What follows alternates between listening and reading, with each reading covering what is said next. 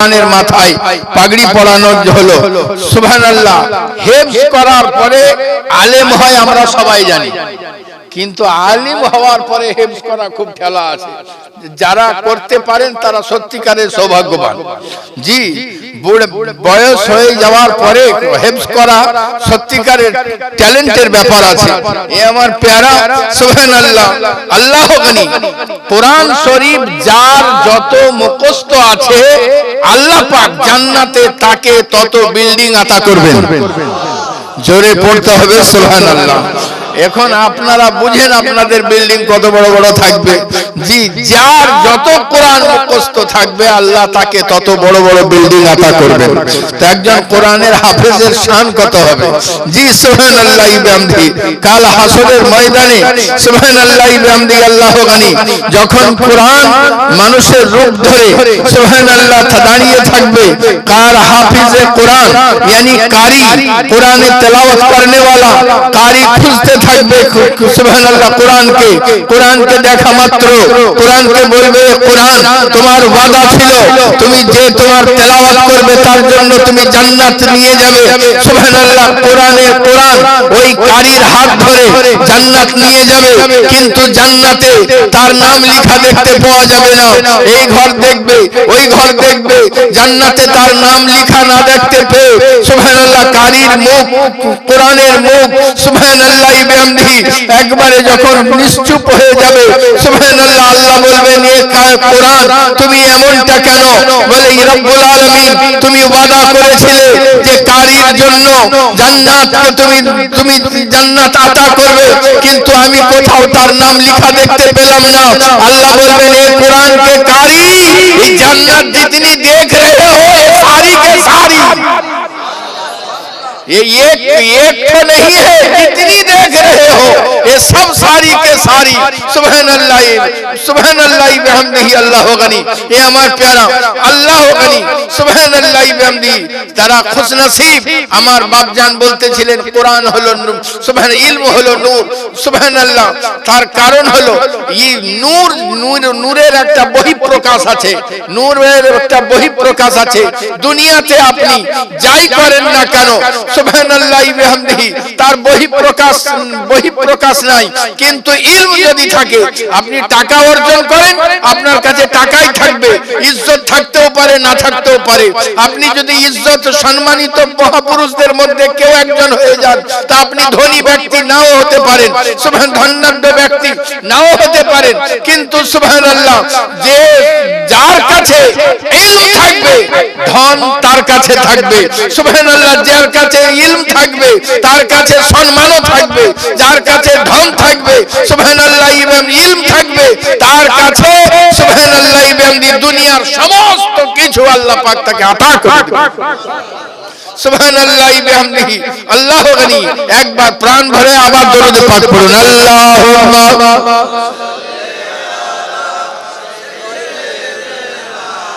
মাওলানা মুহাম্মদ ওয়া আলা আলি মাওলানা মুহাম্মদ সাল্লাল্লাহু আলাইহি ওয়াসাল্লাম। আমি পড়েছি মহামূল্যবান পবিত্র কালাম মাজিদ থেকে আয়াতে পাক। আল্লাহ পাক ঘোষণা করেন, এ मेरे प्यारे महबूब, हमने आपके लिए आपके इज्जत को बुलंद बाला कर दिया है। सुबहानअल्लाह। আপনার জন্য আপনার জিকিরকে সুউচ্চ করে দিয়েছি। সুবহানাল্লাহ বিহামদিহি। এ আমার প্যারা কুরবান জান ওই নবী পাক সাহিবে লাউলাকের আপনি আমি গোলাম শুনতেছিলেন যে সুবহানাল্লাহ নবীর শান কত উচ্চ, নবীর মর্যাদা কত উচ্চ।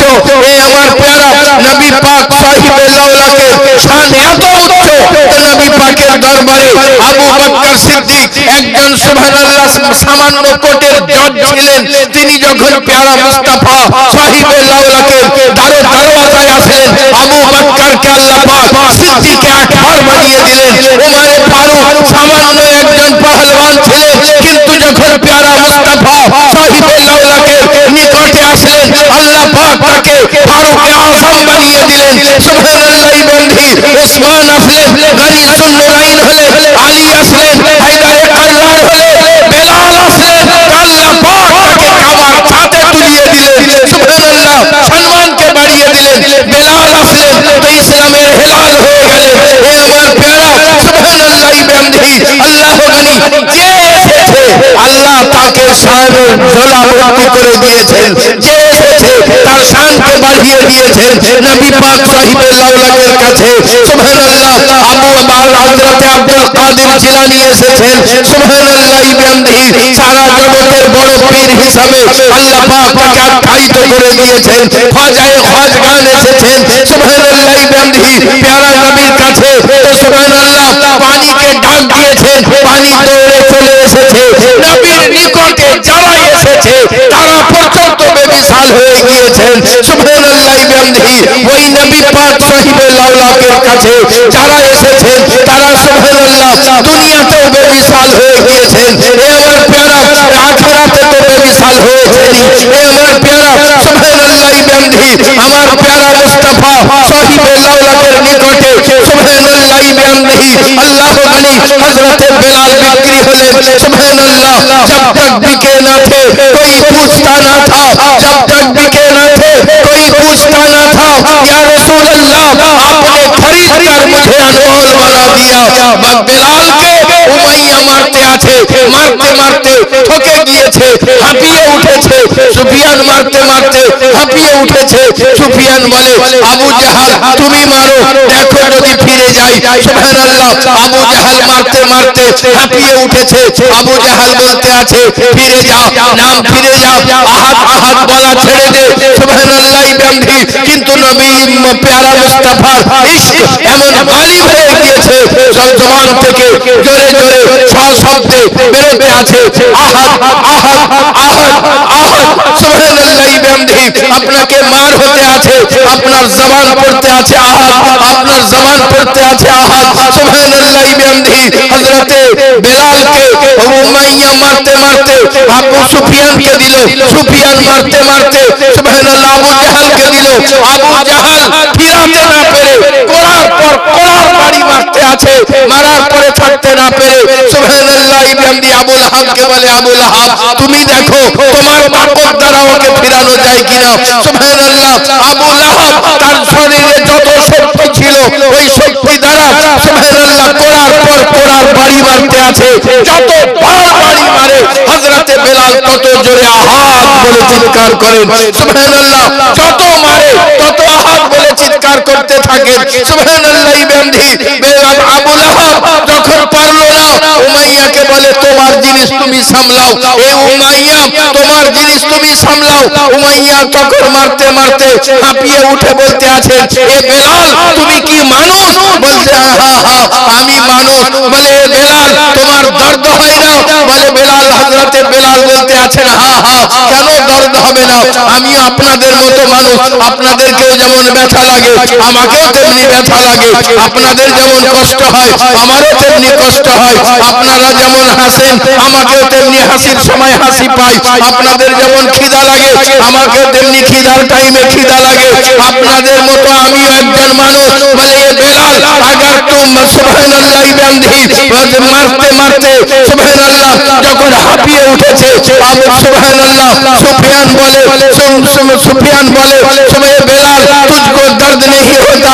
उमैया बोलते আছে उमैया बोलते আছে बेलाल तुझको दर्द नहीं होता। बोले दर्द होता है ए बेलाल, अगर दर्द होता है तो क्यों नहीं रोता है?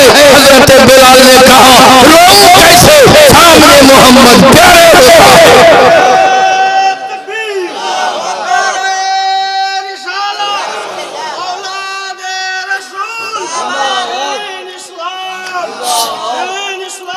सामने मोहम्मद प्यारे होता है। ए আমার প্যারা वो रसूल पाक साहिब लौला যার সুবহানাল্লাহ বিহামদিহি পাগড়ি মুবারক বেমিসাল, যার ইশারা বেমিসাল, যার নজারা বেমিসাল, যার সত্তর বেমিসাল, যার তালিম বেমিসাল, যার সুবহানাল্লাহ বিহামদিহি লমহাতের উংলির ইশারা বেমিসাল, উংলি মুবারক থেকে পানি বেরানো বেমিসাল। এ আমার প্যারা সুবহানাল্লাহ বিহামদিহি আল্লাহ গানি ও রসুল পাক সাহিব লৌলা যার জুব্বা মুবারক বেমিসাল, যার তাহবান মুবারক বেমিসাল, যার জুতা মুবারক বেমিসাল, জুতার তলায় যে ধুলা আছে ও ধুলা পর্যন্ত বেমিসাল। সুবহানাল্লাহ বিহামদিহি। ও নবী পাক সাহিবে লাউলা, যার থুতু মুবারক বেমিসাল, ওই নবীর থুতু মুবারক সুবহানাল্লাহ বিহামদিহি। এক সাহাবীকে আল্লাহর রাসূল মাখিয়ে দেন, সুবহানাল্লাহ, তার শরীরে স্কিন ডিজিজ হয়ে যায়। সুবহানাল্লাহ। আপনি স্কিন ডিজিজ বলতে যা আপনার মাথায় আসছে, আমি সাহাবী বলতে পারছি না যে কি রোগ হয়েছে, আমি বলতে এটা আছে তার শরীরের মধ্যে সুবহানাল্লাহ এমন ঘা হয়েছে যা ভালো হবার নয়। সুবহানাল্লাহ, স্কিন ডিজিজ হয়েছে। আল্লাহর নবীর কাছে আসেন, আল্লাহর নবী বললেন কাপড় উঠাও, কাপড় উঠালেন। আল্লাহর নবী থুতু মুবারক নিলেন, লাবে দেহান মুবারক নিয়ে লাগিয়ে দিলেন। সুবহানাল্লাহ বিহামদিহি। তার শরীর তো খুশবু হলোই হলো, তার যে জামা পোশাক পরিধান করত সেটা পর্যন্ত খুশবু হয়ে গেল। জামাটাকে যে দেওয়ালে টাঙিয়ে দিলেন ও পুরো দেওয়াল পর্যন্ত সুবহানাল্লাহ খুশবুদার হয়ে গেল। গ্রামের লোকেরা নাম রেখে দিল খুশবুদার বাড়ি। জোরে পড়তে গ্রামের লোকেরা নাম রেখে দিল খুশবুদার বাড়ি। সুবহানাল্লাহ বিহামদিহি। আল্লাহ গানি। ও রাসূল পাক সাহিবে লাউলাকে আপনি আমি গোলাম, কিন্তু দুঃখের বিষয় এ আমার পেয়ারা সুবহানাল্লাহ নবীর শান আমরা বুঝতে পারলাম না। দেখেন না, মেরাজের রাত্রিতে আল্লাহর নবী সাহিবে লাউলা যেতে আছেন, জিবরাইল আমিন বলতে আছেন ইয়া রাসূলুল্লাহ এই জায়গায় নামুন। 2 রাকাত নামাজ পড়ে নিন। আপনি নামলেন, 2 রাকাত নামাজ পড়ে নিলেন, আবার চলতে আছেন, আবার বললেন ইয়া রাসূলুল্লাহ এই জায়গায় নামুন। 2 রাকাত নামাজ পড়ে নিন, আবার নামলেন, 2 রাকাত নামাজ পড়ে নিলেন। সুবহানাল্লাহ বিহামদিহি। ইয়া রাসূলুল্লাহ এটা তুরে সিনা, নামুন। নেমে 2 রাকাত নামাজ পড়ে নিন। প্রত্যেকটি জায়গায় নামবার আগে আমার নবী জিজ্ঞাসা করতে আছেন, নামার পরে নামার প্রত্যেকটা জায়গায় নামার পরে নবী আমার জিজ্ঞাসা করতে আছেন এ জিবরাইল এই জায়গা কোন জায়গা? বলে ইয়া রাসূলুল্লাহ এটা তুরে সিনা, এটা অমুক, এটা অমুক, এটা অমুক। কিন্তু সুবহানাল্লাহ এমন একটা জায়গা আসলো যেখানে নামবার আগে আমার নবী জিজ্ঞাসা করতে আছেন এ প্যারা জিবরাইল নামতে তো বলতে আছো, এই জায়গা কোন জায়গা? বলে ইয়া রাসূলুল্লাহ এই জায়গার নাম হলো ইয়াসরিব। জোরে পড়তে হবে সুবহানাল্লাহ। এই জায়গার নাম হলো ইয়াসরিব, বালা মুসিবতের জায়গা। সুবহানাল্লাহ। আল্লাহ গানি। বালা মুসিবতের জায়গা। আল্লাহর নবী সাল্লাল্লাহু আলাইহি ওয়াসাল্লাম নিজের পদ যুগল মুবারককে নামালেন, নামানোর পরে জিজ্ঞাসা করছেন এ প্যারা জিবরাইল কি বললে, এই জায়গার নাম কি? হযরতে জিবরিল আমিন বলতে আছেন ইয়া রাসূলুল্লাহ এই জায়গার নাম হলো মদিনা মুনাওয়ারা। জোরে পড়তে হবে সুবহানাল্লাহ। এ জিবরিল এখনি বললে অন্ধকারাচ্ছন্ন জায়গা, যা বালা মুসিবতের জায়গা, আর এখনি বলতো শান্তির নগরী। কারণটা কি? বলে ইয়া রাসূলুল্লাহ যতক্ষণ আপনার কদম পড়ে নাই ইয়াসরিব ছিল, আপনার কদম মুবারক পড়েছে মদিনা মুনাওয়ারা হয়ে গিয়েছে।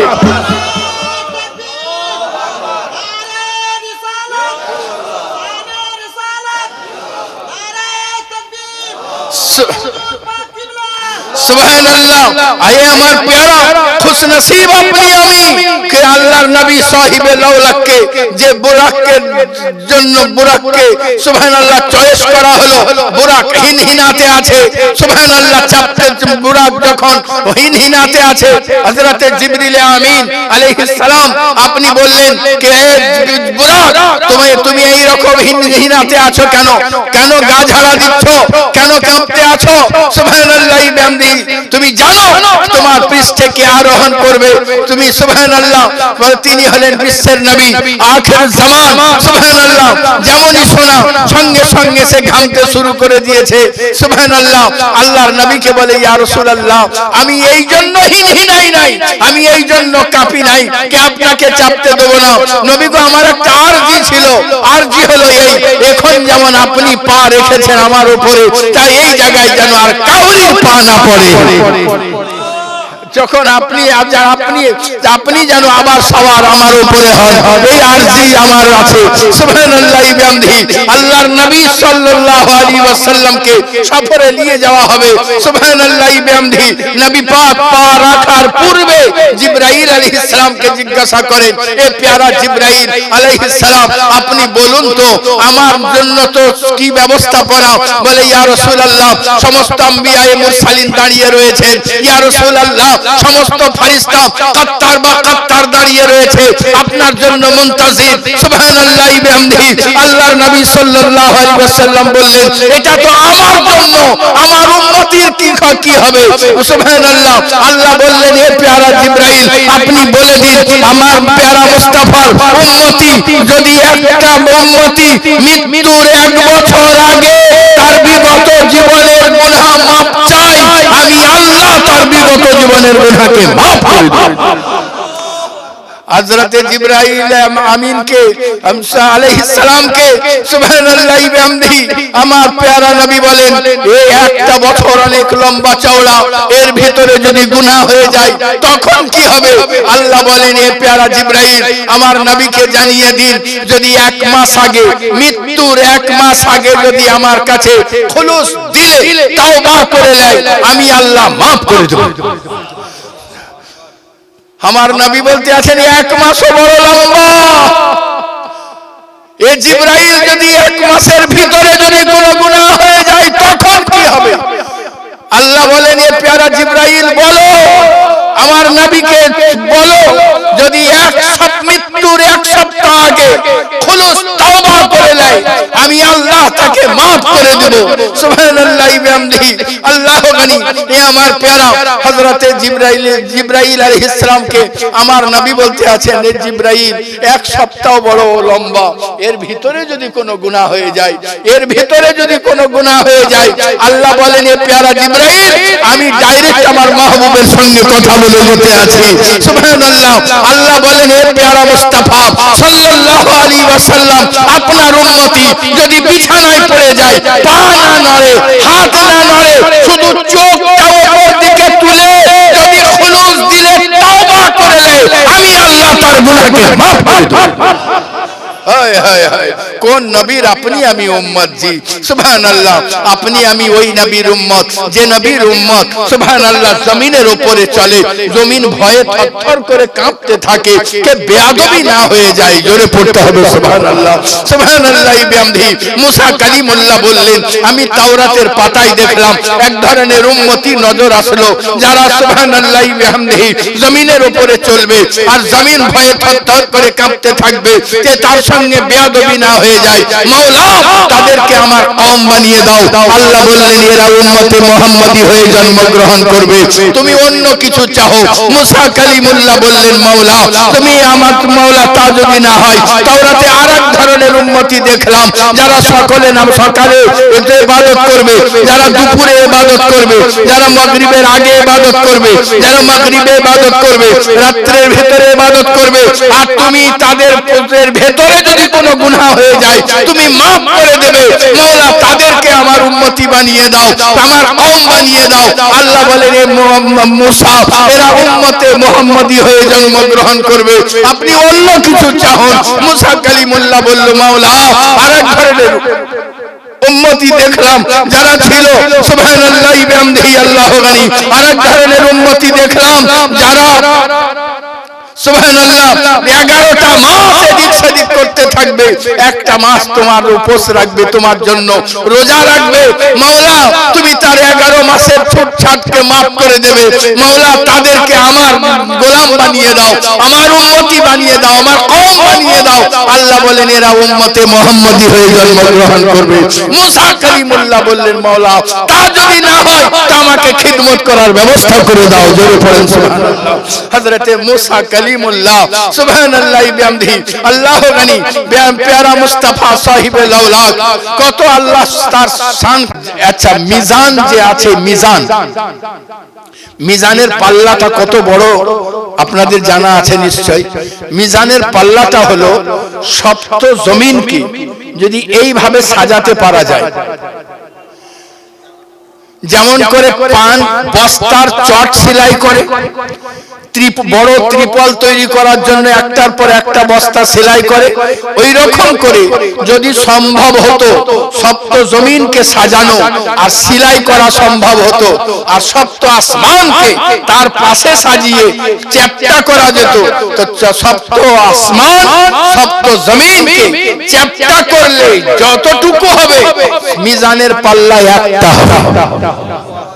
আচ্ছা বলুন, আপনার আমার নেকি কোথায় পড়ে থাকবে? ফুটবল গ্রাউন্ডের এক কোনায় ফুটবলের মতো। আল্লাহর নবী বলতে আছেন, কেউ একবার সুবহানাল্লাহ পড়ে নেয় অন্তর ভরে, তো মিজানের অর্ধেক পাল্লা ভর্তি হয়ে যাবে। জোরে পড়তে হবে সুবহানাল্লাহ, সুবহানাল্লাহ বিহামদিহি আল্লাহু আকবার। রাত্রি বেলায় সুবহানাল্লাহ ঘুমাবার আগে দুইবার সুবহানাল্লাহ পড়ে নেবেন, তাহলে আপনার নেকি সুবহানাল্লাহ আমলনামায় ভর্তি হয়ে যাবে। আমি প্রায় জায়গায় বলেছিলাম, একবার নলহাটিতেও বলেছিলাম যে আপনাদের ব্যাংক ভাড়া আছে, ব্যাংক ভাড়ে পয়সা রাখে, কিন্তু ব্যাংক ভাড় বিক্রি হয়, তো ব্যাংক ভাড়ে আমরা যখন টাকা রাখি তখন কত করে? কখনো 500, কখনো 100, কখনো 10 টাকা, কখনো 5 টাকা। 500 খুব কম নাকি? যা পাই হাতের সামনে যা এলো টুকটুক করে ভরে দিলাম, সুবহানাল্লাহ। কিন্তু যখন 1 মাস 2 মাস পর যখন খুব প্রয়োজনে ভাড়টাকে ভাঙতে হয়, তখন দেখা গেল যে আমি যতটা আশা করিনি তার চাইতে বেশি পয়সা জমে গেছে। লোকের কাছে আর হাত পাঠাতে হলো না, আমি যা আশা করিনি তার চাইতেও বেশি জমে গেছে। এ আমার প্যারা মিলাদুন নবীতে যে সুবহানাল্লাহ পড়তে আছেন, যে দরুদে পাক পড়তে আছেন, যেটা আপনি আশা করেন নাই, আপনার আমল নামায় সুবহানাল্লাহ ব্যাংকে জমা হতে আছে। যখন এখানে ব্যাংক ভাঙলে আর টাকার গোছা দেখতে পেতে আছেন, কাল হাসরের ময়দানে আল্লাহ পাক তখন আমল নামা দিবেন, আপনি ভাবতেই পারবেন না এত আমল আমি করলাম কখন। সুবহানাল্লাহ, আমলের আম্বার লেগে যাবে, এই নেকির আম্বার লেগে যাবে। এ আমার প্যারা, বাস এই বলেই বক্তব্যের সমাপ্তি ঘটাই। সুবহানাল্লাহ, নামাজ পড়ুন আর 5 ওয়াক্ত নামাজ পড়ুন। মা বাপের সঙ্গে সুন্দর ব্যবহার করুন। মা বাপ বড় মূল্যবান সম্পদ, দুনিয়ার সব পাওয়া যাবে কিন্তু মা বাপের দোয়া পাওয়া বড় মুশকিল ব্যাপার। সেই সৌভাগ্যবান সন্তান হয় যে মা বাপের দোয়া পেয়ে যায়। মা বাপের দোয়া পাওয়া খুব মুশকিল ব্যাপার। সুবহানাল্লাহ, একজনের পায়ের তলায় জান্নাত, আর একজনের যার পায়ের তলায় জান্নাত তার সুবহানাল্লাহ সরদার হলো তার শওহর, সুবহানাল্লাহ তিনি হলেন জান্নাতের দরওয়াজা। যদি বাপ নারাজ হয়ে যায় দরওয়াজা বন্ধ, আর যদি মা নারাজ হয়ে যায় তো জান্নাতের ভেতর যাওয়া বন্ধ। এ আমার প্যারা, মা বাপের প্রতি সদয় হন, মা বাপকে সুন্দর ব্যবহার করুন। এই বলেই বক্তব্যের সমাপ্তি। ত্রুটি বিচ্যুতি